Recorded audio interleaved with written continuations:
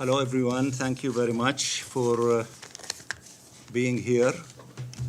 I just want to put you in the picture of the latest of meetings and contacts during the last 2 days. The Secretary General who spoke to you, I believe, just minutes ago, was in contact with President Abbas 2 days ago. And he raised with President Abbas the effort of the Secretary General to have humanitarian corridors and to address the extremely critical and catastrophic situation of the civilians in the Gaza Strip and to provide them of the needed materials in terms of electricity, fuel, food, medicine, water, and so on and so forth. And President Abbas impressed on him the need of ending this onslaught and aggression against our people in the Gaza Strip. We appreciate the efforts of the SG, and he continued with this effort with a number of countries and agencies. The WHO is active, and it's raising the alarm that there has to be access to the Gaza Strip to provide medical and humanitarian assistance. UNRWA it has in its facilities, I believe now it is 92 facilities, as the SG said. They are housing about 220,000 displaced Palestinians. There might be an additional 100,000 who are looking for places to protect their families. The situation is extremely horrific against our civilian population. The destruction is beyond imagination, as you see, and you cover the situation and the story with your own cameras. So the whole world is seeing that catastrophe that is befalling on the Palestinian people in the Gaza Strip. Of course, we appreciate the efforts also of UNRWA, who's trying to send assistance, but they cannot. Egypt and others, Jordan, and the Palestinian Authority in Ramallah, all are trying, to send assistance, but they are not succeeding so far. In addition to that, I met with the President of the Security Council about an hour ago in his chamber, and I raised with him, that this catastrophic situation, the efforts of the SG, the efforts of all these agencies who are active in the humanitarian field, including UNRWA, WHO, and the readiness of many countries, including Egypt and Jordan, of stepping up to the plate and helping. We appreciate all these efforts, and we will continue the contacts with everyone, including the Security Council, so that the international community to shoulder its responsibility in stepping to the picture and in putting an end to this onslaught against our people. But more importantly, that would require, of course, sending humanitarian assistance to the 2.3 million of Palestinians who live in the Gaza Strip. There has to be a humanitarian intervention in order to avoid a looming catastrophe and humanitarian massive crisis in the Gaza Strip.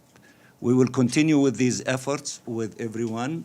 I understand that the Arab Emergency Ministerial Meeting just concluded a few minutes ago in Cairo. We will study what the outcome and see how we can fit all these things with our activities and our contacts with all concerned parties here at the United Nations. We hope very soon that the international community, led by the SG, led by the Security Council, will rise up to their responsibilities and begin with the process of sending humanitarian help and assistance to the Palestinian people in the Gaza Strip. This, of course, would require to have a ceasefire or stopping the bombardment of the Gaza Strip so that the convoys and the caravans would be able, to reach the Gaza Strip and to provide the assistance to the people there.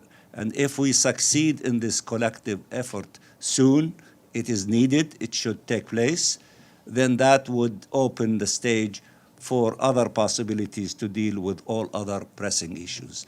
This is what I wanted to brief you with, and I want to thank you again for being with us. Thank you. Can we ask some questions? I gave you everything that, Well, we'd like to hear from you.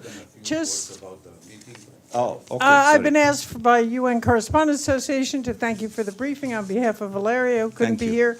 My question is, first of all, have you called and have you gotten any reactions to humanitarian corridors? And the second piece of that is, since you're there, is there any agency or government that has asked you to help find hostages? Thank you. The Well, first is humanitarian The corridor. humanitarian, as I said, that the Secretary General in his telephone communication with President Abbas 2 days ago, he was pressing for the humanitarian corridors and humanitarian assistance. I believe that he said that to you in this room a few minutes ago. We appreciate what he said, and of course we support him completely in that call for providing humanitarian assistance and humanitarian corridors. Yes. Thank you. And has anyone reached out to you on hostages from other countries? I mean, to help find. I am not aware of that. I am, the ambassador of the State of Palestine to the United Nations. Okay. ايش اللي بدك اياه بالعربي؟ اللي قلته؟ Okay. May I, please? Yes, yes. Okay, Could thank you do you. Arabic after we finish in English? So what That do you, fair? do you yield to this distinguished young lady?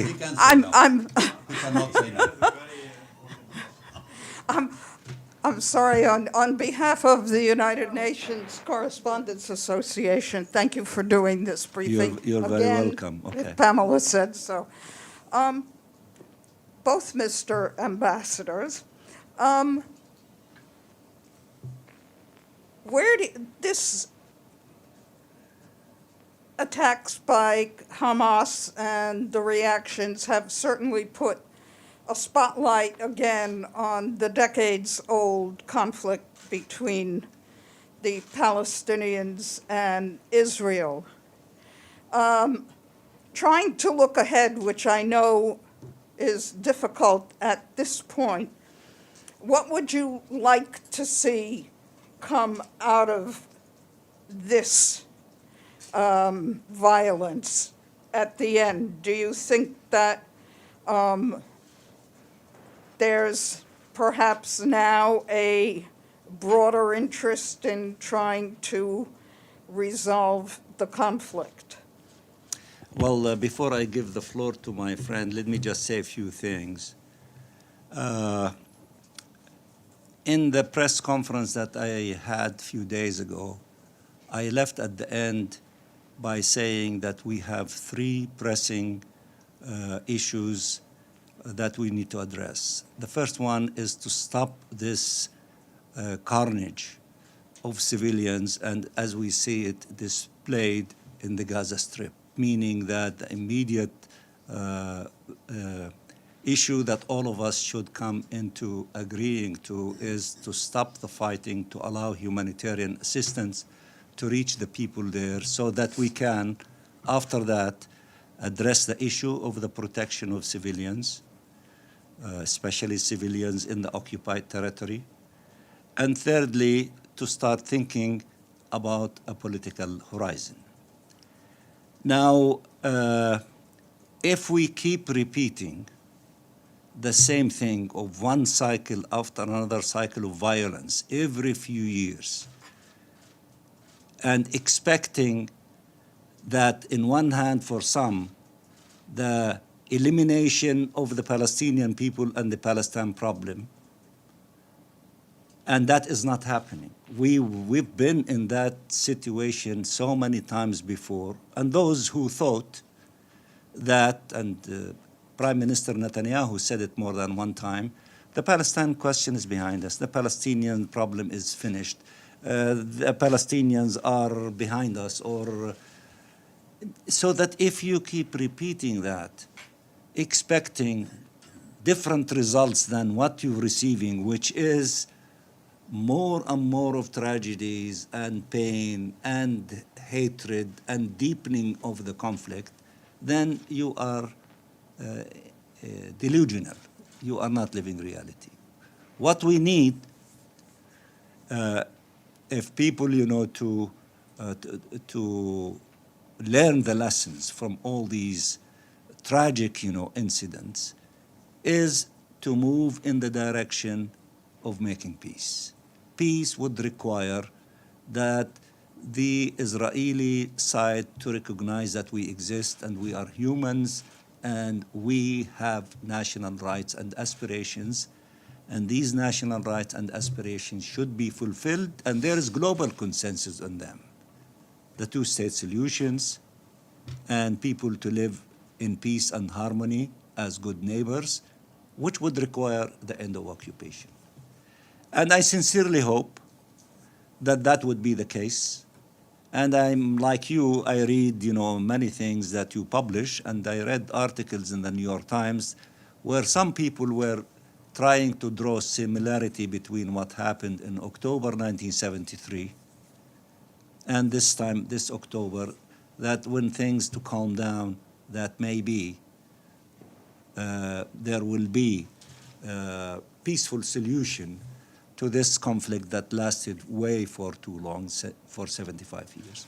So I sincerely hope that we do not keep addressing the cycles of death and destruction in which the civilian population, and here I'm talking in our case about the Palestinians, but of course there is also suffering by civilians on the other side, that we need to move away from repeating these cycles, which, they create all this devastation and pain, to move in the direction of having a peaceful solution on the basis of the global consensus, which is a remarkable thing. Maybe the question of Palestine may be the only question in which there is global consensus around it.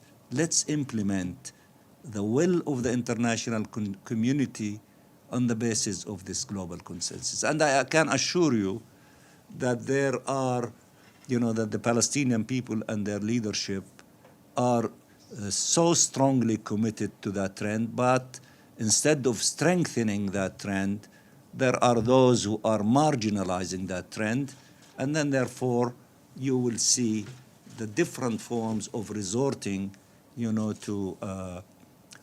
to the things that lead to all these tragedies. Majed, if you want to say something. Yeah, thank you very much. Just to complement what Ambassador Riyad have just said, if Israel believes that military action is going to settle the Palestinian question, they're wrong. It could have happened 2006 with the attack on Lebanon, 2008, 2014, many other times that attacks have happened, and it led to no result. Palestinians are adamant, and the Palestinian question and Palestinian issue remains the central issue for the League of Arab States and for all the Arab countries, despite everything that is happening, whether it is the Abraham Accords, whether it is any other developments in the political track. The Palestinian issue is the central issue for the whole Arab League and its member states.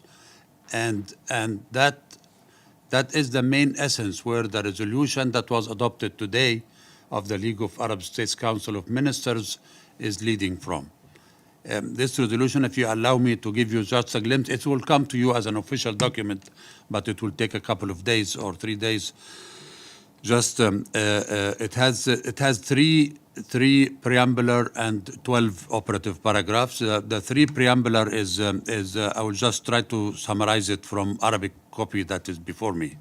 That is reaffirming the centrality of the Palestinian question and the need to fulfill all the legitimate rights of the Palestinian people, the inalienable legitimate rights of the Palestinian people.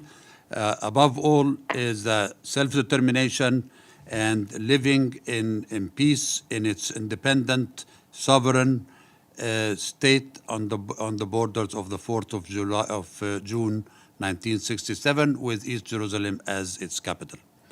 The second one is upholding the commitment to comprehensive, just peace in the Middle East on the basis of the two-state solution as a strategic objective of Arab countries to protect the country and all its peoples and its states and its future from violence, wars, and its destructive impacts.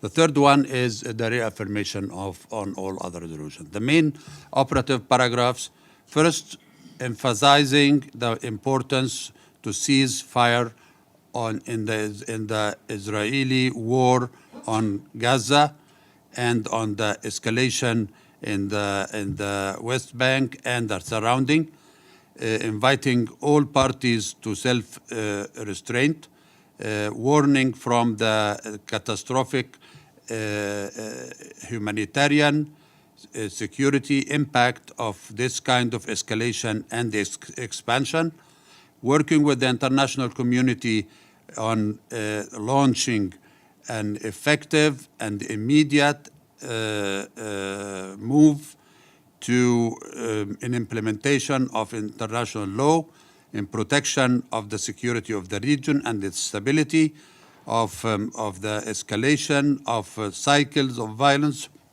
which everybody is going to suffer from, condemnation of killing civilians on both sides or targeting civilians on both sides, and condemnation of all actions that are against international law, international humanitarian law, and international human rights law, and reaffirmation on the need for protection of civilians in harmony with the common humanitarian values and international law, and on the reaffirmation on the need to release all civilians and all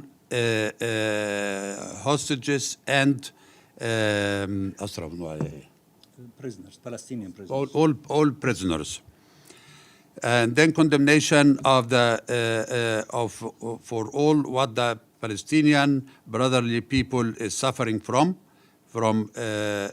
aggression, from violations for its rights, and reaffirmation of the need to lift the embargo that is imposed on Gaza Strip and allow immediately and without delay for entry of humanitarian assistance, food, fuel, and other necessary means of life, including through the United Nations, particularly the UNRWA, and cancellation of all Israeli decisions to stop supplying Gaza with electricity and water, and reaffirmation on the need of the Arab states and the international community to provide financial support for the UNRWA to make it able to meet its commitment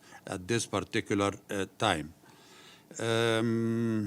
There are some other provisions on the internal side from the Arab work, but the reaffirmation on the need for Israel to commit to implement its commitment as occupying power and to stop all Israeli unilateral illegal actions that are codifying the occupation and endangering the two-state solution and the possibilities to reach just and peace, including building of settlements and the expansion of settlements, confiscation of lands, deportation of Palestinians of their homes, military operations against cities and camps, Palestinian camps, and attacks on the holy sites, Islamic and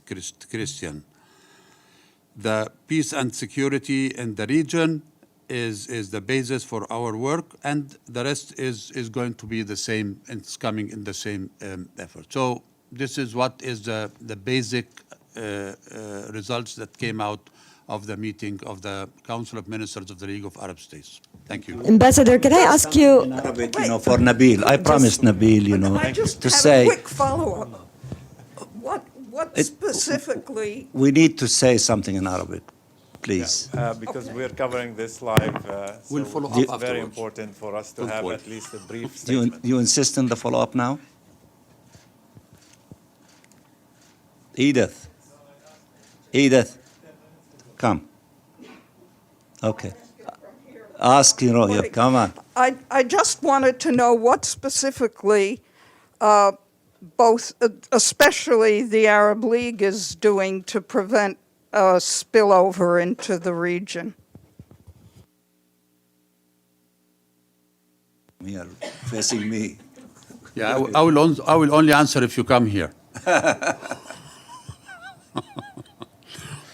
No, the Arab League didn't just wait till this to happen in order to start working on the peace process. You know, from last year, we held a meeting with Saudi Arabia, with the European Union, and others to commemorate the 20th anniversary of the Arab Peace Initiative of 2002.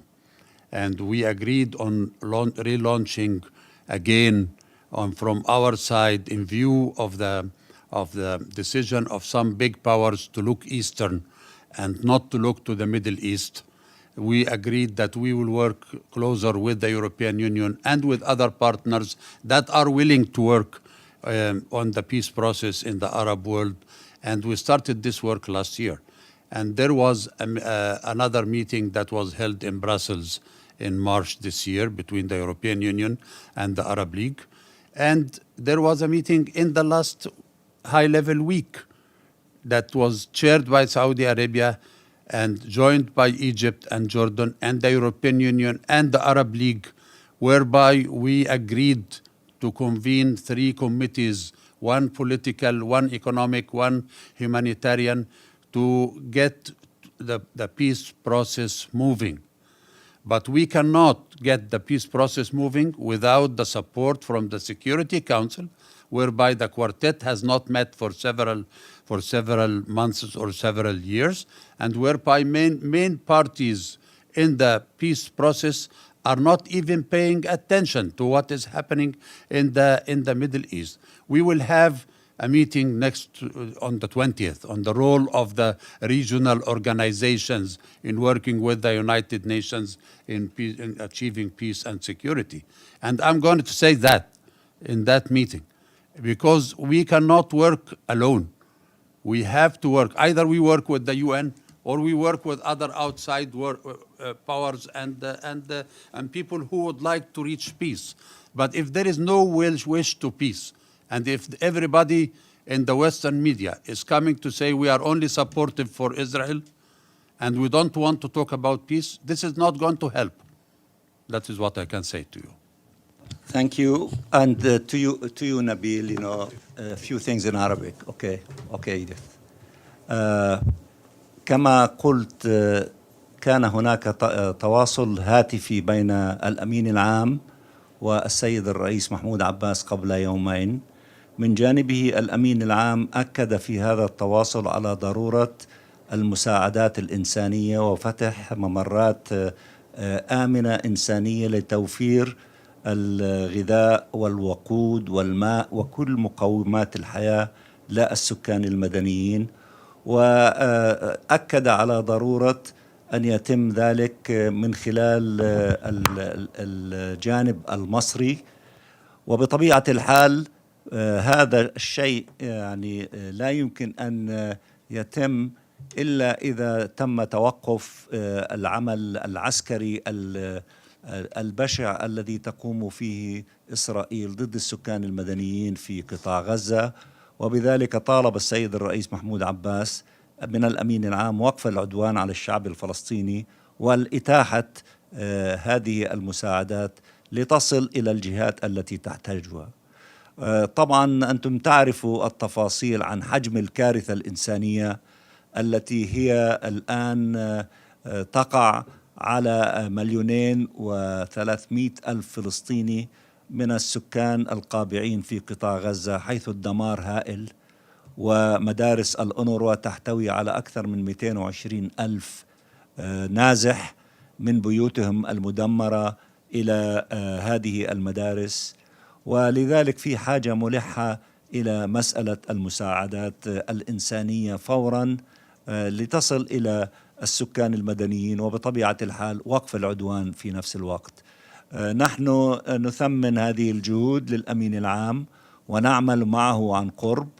وفي هذا الإطار يعني التقينا قبل قليل مع رئيس مجلس الأمن وتشاورنا في كل هذه المسائل، لأن هناك مسؤولية على مجلس الأمن ومسؤولية على الأمين العام ومسؤولية على المجتمع الدولي في وقف هذا العدوان والكارثة الإنسانية التي تلوح في الأفق إزاء أهلنا في قطاع غزة، التي تتطلب تدخلا فوريا من المجتمع الدولي على الأقل في الجانب الإنساني كخطوة أولى على طريق وقف هذا العدوان بشكل كامل على أهلنا، كي يتم بعد ذلك التعاطي مع مسائل أخرى مطروحة على جدول أعمالنا، وفي المقدمة منها توفير الحماية للسكان المدنيين وبشكل خاص لأهلنا الفلسطينيين القابعين تحت الاحتلال الإسرائيلي. سنستمر في التواصل مع كل مكونات المجتمع الدولي ومع أعضاء مجلس الأمن ومع الأطراف ذات النفوذ المهم في العالم وفي الأمم المتحدة، بهدف أن ننجح في هذا المسعى لوقف هذا العمل الهمجي ضد أهلنا في غزة فورا، وتزويدهم بكل مقومات الحياة، لأن الذي يدعو كوزير الجيش الإسرائيلي أنه قطع الماء والكهرباء والغذاء عن هؤلاء الحيوانات البشرية، يعني هذا عمل منافي لكل الأعراف والقوانين الدولية وعمل غير أخلاقي إطلاقا. وعلى العالم أن يتوحد في رفض هذا المنهج الذي لا يكن أي قيمة لمعنى أن تكون إنسانا فلسطينيا في قطاع غزة.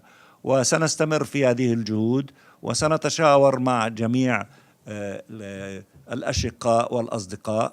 سنعقد اجتماعا للمجموعة العربية على مستوى السفراء في اليومين القادمين على قاعدة الاجتماع الوزاري الذي وقع في القاهرة، وسنعقد اجتماعا كذلك للمجموعة الإسلامية الأسبوع القادم لنفس الهدف. ونحن على تواصل مع أعضاء مجلس الأمن ومع القوى ذات الشأن في هذا المجتمع الدولي لتحقيق هذه الأغراض. شكرا جزيلا لوجودكم معنا. ممكن أسأل سؤال أخير بس على السريع؟ هل في إمكانية أنه تعطينا تعليق على أنه مثلا الأمين العام للأمم المتحدة ما طلب بصراحة بحكي عن وقف العنف ووقف دائرة العنف، لكن لم يتحدث اليوم أو حتى يوم الاثنين عن أو لم يطلب من إسرائيل وقف هجماتها على غزة؟ هل لكم تعليق على هذا؟ وكذلك بالنسبة لسعادة السفير، بالنسبة لجامعة الدول العربية، هل هنالك خطوات عملية تريد الدول العربية وخاصة الدول التي لها علاقات مع إسرائيل أن تأخذها من أجل أن يوقف الجيش الإسرائيلي عدوانه على غزة؟ نحن بالنسبة لنا نريد وقف العدوان فورا على أهلنا. سنعمل مع الأمين العام ومع مجلس الأمن ومع كل من يريد ومخلص وعاقل ومنطقي بهدف وقف العدوان. ولكن كذلك نحن بحاجة ماسة، أهلنا بحاجة ماسة إلى كل المساعدات الإنسانية من ما شرحته من غذاء وماء وما إلى ذلك. ولذلك سنعمل مع الأمين العام ومع كل الجهات لتحقيق هذه الأغراض، ولكننا نفهم تماما أنه ما ممكن تدخل قوافل المساعدة الإنسانية إلى قطاع غزة والقصف فوق الرؤوس. إذا استدعى ذلك وقف إطلاق نار طويل الأمد فنحن سنكون سعداء. إذا هذا استدعى وقف إطلاق نار لفترة من الزمن سنعمل على أن يكون هذا الوقف إطلاق نار إلى فترة أطول، لكن المهم أن نوفر كل مقومات الحياة والمساعدات الإنسانية لأهلنا عبر كل مؤسسات الأمم المتحدة والمؤسسات الدولية والعربية وكل فاعلين الخير لأهلنا. هذا هو الموقف المسؤول الذي يجب أن نتخذه، ونحن متخذين هذا الموقف المسؤول لأننا نريد to save lives، نريد أن نحافظ على حياة أطفالنا ونسائنا وأبناء شعبنا بغزة بأي طريقة كانت.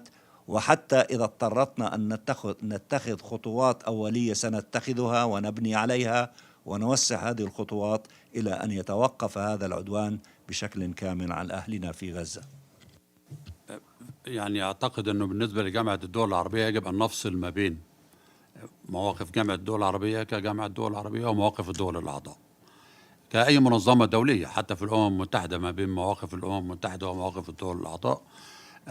ما لخصته لكم في المقدمة هو قرار الصادر اليوم بيطالب أول بند الوقف الفوري لإطلاق النار، وبالتالي الجميع ملتزم بهذا القرار، وهذا القرار صادر بالإجماع، والجميع سيعمل على تنفيذ هذا القرار.